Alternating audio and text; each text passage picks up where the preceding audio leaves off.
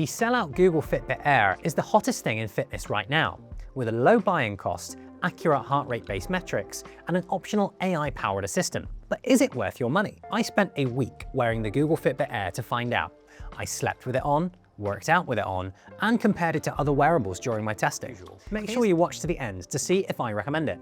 And you can check out the best deals on the Google Fitbit Air fitness tracker in the links below. Before we dive into this video, make sure to scan the QR code to learn more about becoming a TechRadar insider. Membership is completely free and gives you access to exclusive perks, rewards, and more. Right, let's get into it, starting with value for money. The Google Fitbit Air costs $100 in the US and £85 in the UK. That's pretty cheap, but that's just for the tracker, a choice of one of 3 bands, and the charger. The tracker just handles your basic metrics. For the AI-powered fitness features, such as the Health Coach, you'll need to subscribe to Google Health Premium. This used to be called Fitbit Premium and costs $10 or £8 a month. Buying a year's membership up front saves you around 2 months overall. Considering the price of other popular fitness trackers, this isn't bad for what you get. When you consider Whoop bands require an expensive subscription, which you always pay for, never buying the device outright, and devices like Apple Watches start at $250 or £200, you can buy this tracker cheaply, keep it simple and own it outright, or splurge for an annual subscription to the premium app, changing your mind after your subscription expires. The closest comparison would be something like the Samsung Galaxy Fit 3, which is a cheap, high-quality tracker with no premium subscription, but packs a big screen and just doesn't look as nice. Which brings us nicely onto design. The Google Fitbit Air's design can be split into 2 components: the physical device, which is excellent, and the new Google Health app, which is a slight misfire. The Fitbit Air comprises the tracker itself and a wraparound band in a choice of 3 styles: a silicone active band, the woven performance loop, which I'm wearing here, or the polyurethane or pleather elevated modern band. Each comes with their own color option and a plastic clasp. On the underside of the tracker are the optical heart rate sensor, skin temperature sensor, and an accelerometer and gyroscope used for counting steps. It weighs just 12 grams with the strap, so it's light and easy to wear, which is crucial for sleep tracking. I wore it on my right wrist with the watch on my left during the day, and I didn't feel like an obnoxious techie. The performance sleep strap is, in my opinion, the best looking of the 3 options in this respect, but none of them look terrible, although I wouldn't wear the silicone active band with a suit. The tracker also has a haptic vibrate function. If you set an alarm in the app, this can then be disabled with a tap on top of the device. And that's pretty much all the interaction you have with the sensor and band. Everything else, as with one of the best smart rings or other screenless tracking options, is done via the app. The app is where Google's design sometimes falls down. Split into 4 tabs: Today, Fitness, Sleep, and Health, the Google Health app features a dashboard with key metrics at the top and insights or libraries of content below it. But with information scattered across a quartet of tabs, it's hard to find certain granular metrics or content you're looking for. It's really quite messy, and the premium app embeds important information in reams of AI-generated text. It's definitely not glanceable. The Fitbit Air records the usual metrics you'd expect with a modern fitness tracker: step count, heart rate, floors climbed, sleep stages, and so forth. Fitbit's daily readiness score shows you how prepared your body is for exercise based on recent activity and your sleep scores, while it also surfaces weekly cardio goals, hydration, and basic food logging. FDA-cleared irregular heart rate rhythm notifications will tell you if your heart rate is abnormal, which is terrific to see on a device this cheap. But that is all the free version of the app gets you. There's no workout builder, limited mindfulness and workout content, no way to log sickness, and anything else. Premium users get mindfulness and workout content from Fitbit's huge library of sessions, the Google Health Coach chatbot, which acts as an interface across the whole app, AI-powered food logging, which you can do just by taking a photo of your meal or snack, and the ability to generate workouts automatically. The AI Coach feature basically is the whole premium tier.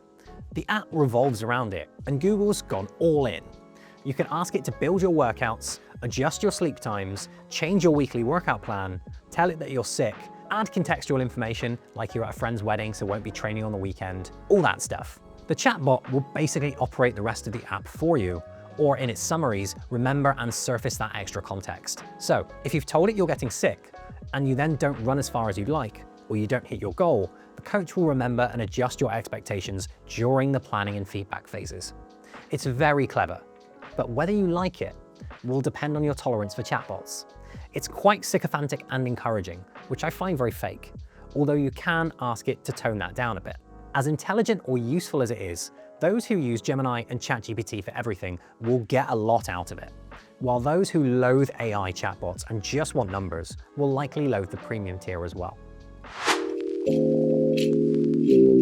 Even as somebody who doesn't love speaking to chatbots day to day, I actually found the Google Health Coach pretty good. It acts as a cool macro feature that works across the whole of the rest of the app, helping to surface content I need and log stuff without having to go through the rest of the app. I could tell it about a strength workout I've just done, provide sets, reps, and weights, and the coach would log it in the workout section and include it in rest and recovery summaries, also adjusting my workout plan. Here, I'll show you. I am planning a workout this evening based on a 5-set and 5-rep structure.